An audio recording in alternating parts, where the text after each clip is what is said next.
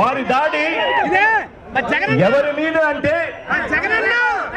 మన సంక్షేమం మీద, మన ఎన్నికల మేనిఫెస్టోను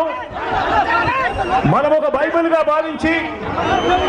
ఒక ఖురాన్గా భావించి, ఒక భగవద్గీతగా భావించి ఆ మేనిఫెస్టోలో చెప్పిన మనందరి ప్రభుత్వం చేస్తా ఉన్న ఇంటింటి మంచి మీద జరుగుతా ఉన్నా ఈరోజు మన పెత్తందారులంతా కూడా ఎవరి మీద దాడి చేస్తా ఉన్నారు అన్నది ఆలోచన చేయమని కోరుతా ఉన్నాను మిమ్మల్ని అందరినీ కూడా. మన ప్రభుత్వం అమలు చేస్తా ఉన్న రాబోయే తరం విద్యా విధానం మీద వీరి దాడి, పోర్టులు, హార్బర్లు, మెడికల్ కాలేజీలు, జరగబోయే ఎన్నికల యుద్ధంలో వారి దాడి ఎవరి మీద అంటే మన సంక్షేమం మీద,